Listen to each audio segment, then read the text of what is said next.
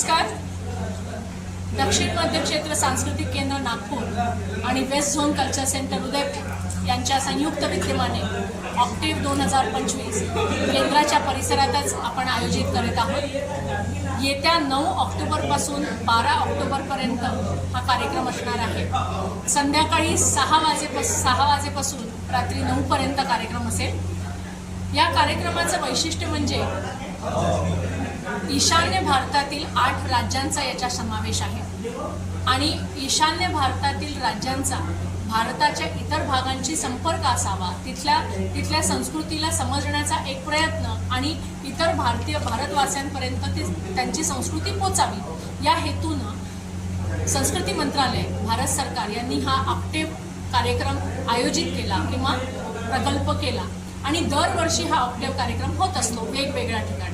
यावर्षी नागपूर येथे आम्ही संयुक्त विद्यमाने हा कार्यक्रम करतोय आणि नागपूरकरांना माझी विनंती आहे की बहुसंख्य येऊन या कार्यक्रमाचा आस्वाद घ्यावा.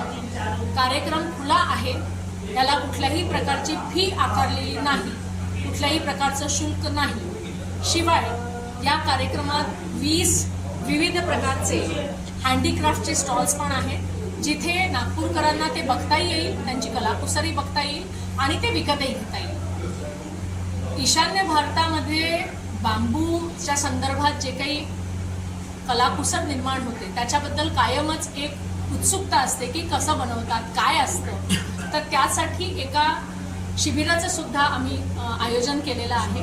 ते 9 तारखेपासून शिबिर सुरू होईल, 12 तारखेपर्यंत असेल. 4 दिवसाचं शिबिर आहे. ते मात्र सकाळपासून संध्याकाळपर्यंत असेल. त्याच्याबद्दलची अधिक माहिती आमच्या केंद्रातला फोन केल्यावर नक्कीच तुम्हाला कळवण्यात येईल.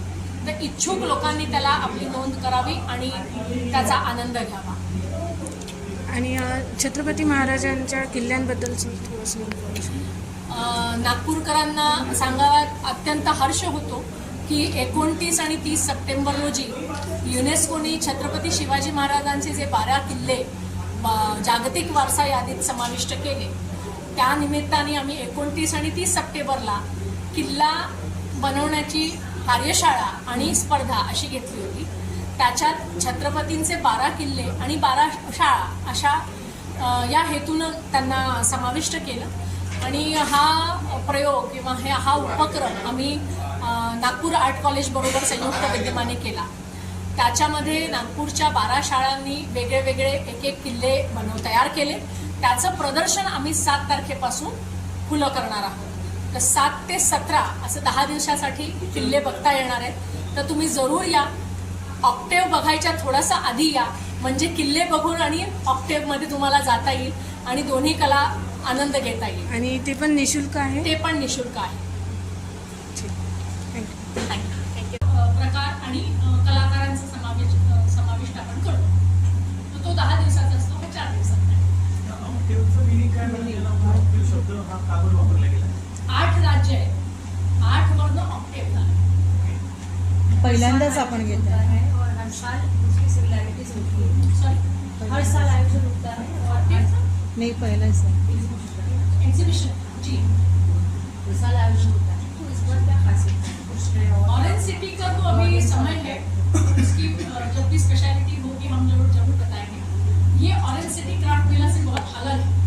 इसकी कंसेप्ट आप इसकी कंसेप्ट जैसे मैंने बताया पार्टी राज्यों में हाँ जी, से पार्टी राज्यों में इसमें ये केवल और केवल ईशान्य भारत के राज्यों की कला और संस्कृति के बढ़ावा देने और एक्सचेंज के लिए किया जाता है. मिनिस्ट्री ऑफ कल्चर का अपना एक विशेष कार्यक्रम है, उसके अंतर्गत ऑक्टेव किया जाता है. ऑक्टेव की एक स्पेशलिटी ऐसी है कि अगर यहाँ एक बार हो गया तो कुछ सालों तक, निश्चित रूप से 10 साल 3 साल तक उस शहर में भी नहीं होता. तो ऐसे वाले जो प्रोग्राम्स है, आपने इसके पहले भी ऑक्टेव के प्रोग्राम्स आपने लिए हैं? ये पहला ही प्रोग्राम ऑक्टेव का? नागपुर में पहला. इसके पहले हम लोगों ने साउथ सेंट्रल जोन में पिछले वित्तीय वर्ष में खैरागढ़, छत्तीसगढ़ और महाराष्ट्र के सोलापुर शहर में लिया. 2018 में वेस्ट जोन में गोवा में लिया, यही नागपुर में लिया. 18 में किया था और अभी हाल ही में गोवा में ऑक्टेव. डान्सेस आणि ड्रामा वगैरे काय काय राहील? Folk and tribal dance forms असतात आणि इस बार